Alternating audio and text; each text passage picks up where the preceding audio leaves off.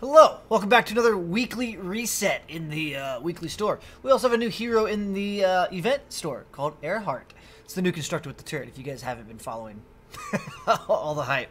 We got a basic looking shovel in the weekly store, 6 feet under. This week's going to cover November 28th through December 5th? December 5th.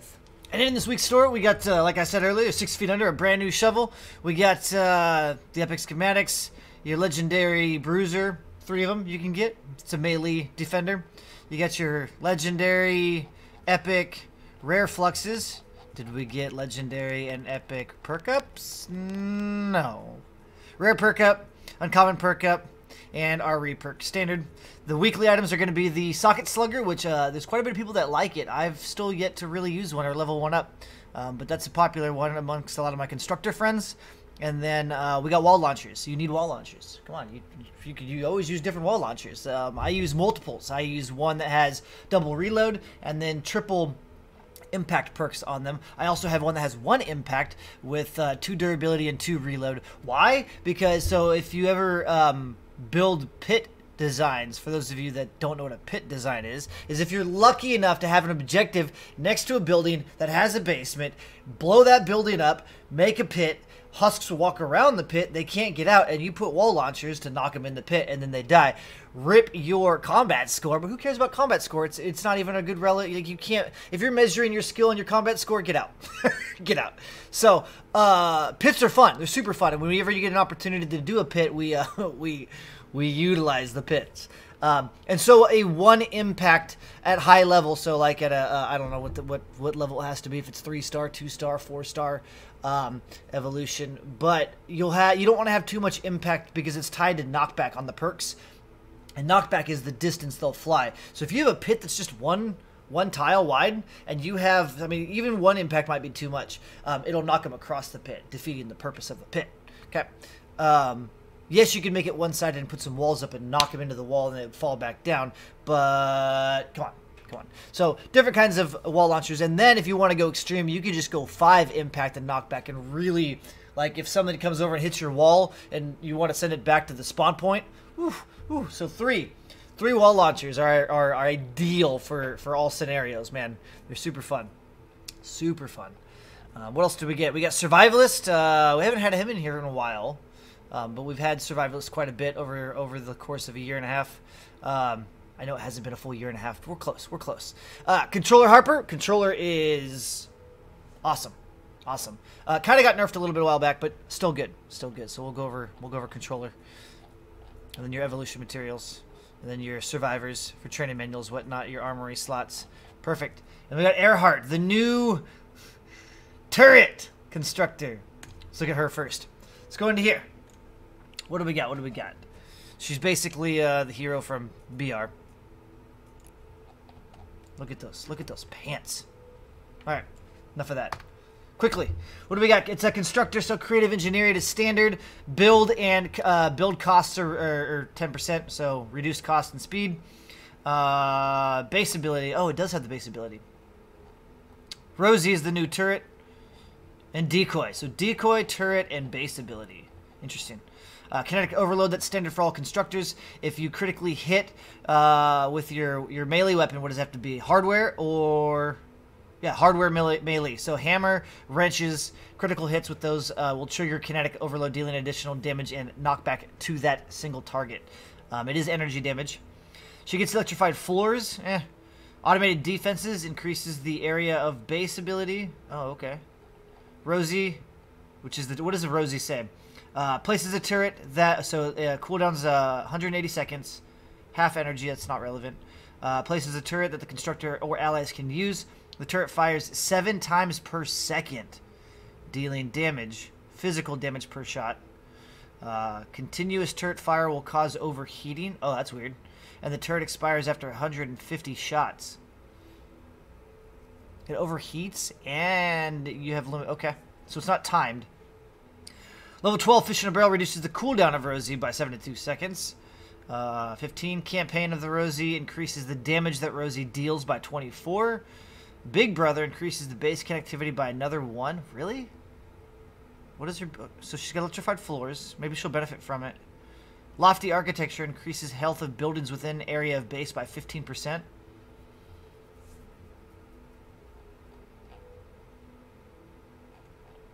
Okay, so you get electrified floors. You don't get the increased deflection, though. Okay. So she's kind of like a hybrid, actually, like a defensive base hero on top of the Rosie. So you're adding health to your... Okay. That could be cool. And then, for those of you that know, I don't care for electrified floors. On a side note, electrified floors, if any husk is standing on a floor that is affected by your base and your hero has electrified floors, they are afflicted. If you guys haven't seen my tips and tricks videos, those are the little things you'll find in those videos. Yeah, so electrified floors counts as affliction damage. So if you have any kind of weapons that do bonus damage to afflicted targets, that's one way to get it set up. Which would be cool if you could get Rosie to do damage against afflicted, because then if you're setting your turret up at the back of a tunnel and they're walking down the tunnel and you're just lighting into them, that'd be cool. I'm rambling though. All right, so what else did she get? So they increase in building health, and then level 30 War of Rosie increases damage that Rosie deals by an extra 13%. Additionally, converts the damage type to energy. Oh, that's cool. That's cool. Bonuses, shielded, okay, and then decoy stun. So those aren't new. Cool. Cool. She seems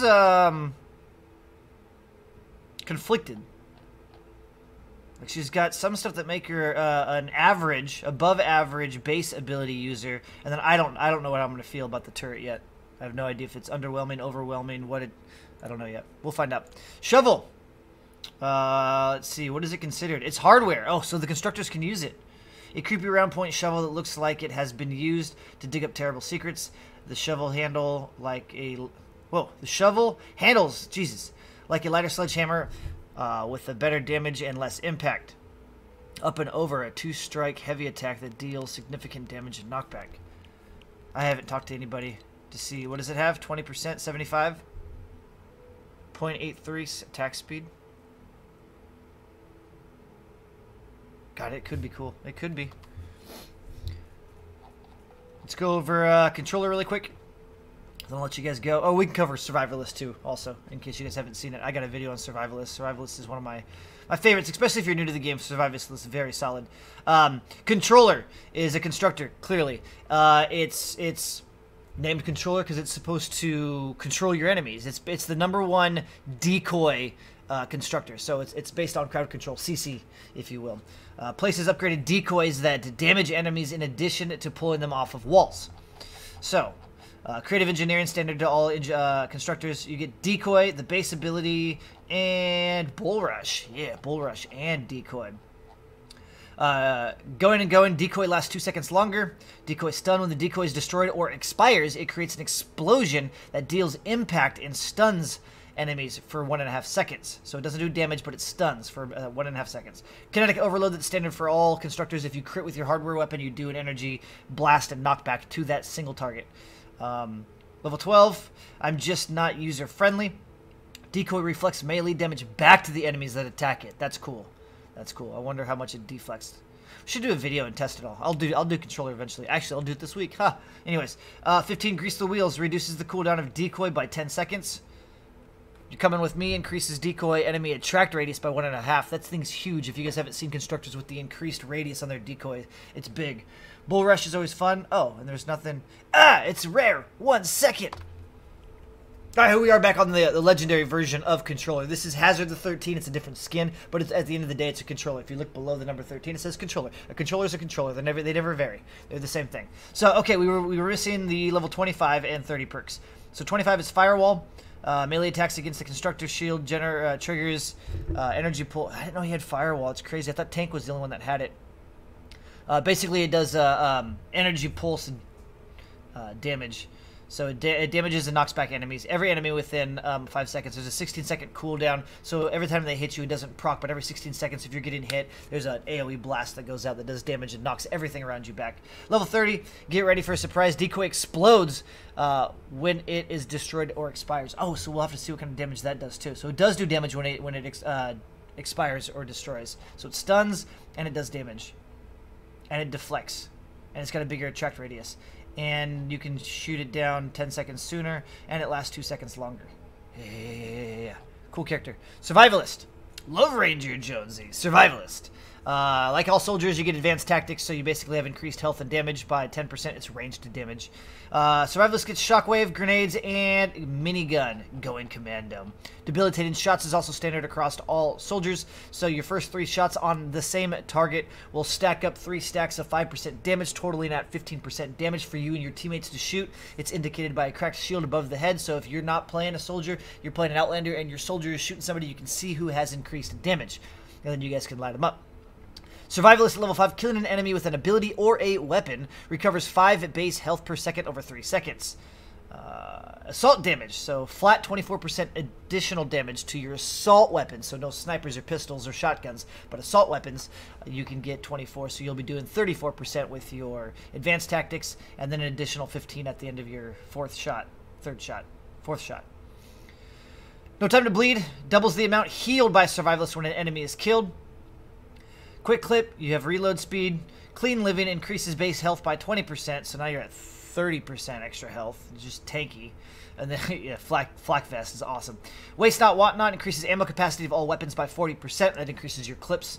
And then flak vest, which makes this hero super tanky. Reduces damage taken by 60%. Reduction drops by 15% each time the soldier is hit. You regain 15% back every 10 seconds if reduction is lower than 60. So your first hit drops, if it was 100 damage, you're going to be taking 40 damage. And then it reduces 15% until you don't have any flak vest back. But if you're out of combat, every 10 seconds it comes back 15% intervals to get back up to 60%.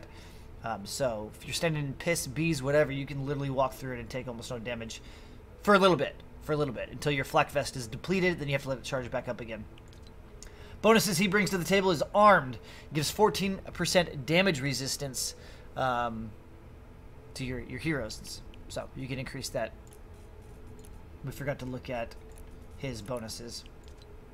Healthy increases maximum health. So now we got resistance, we got health, we got survivalist features. So that's it for the weekly store pretty much. Earhart, 6 feet under. Wall launcher, copper slugger.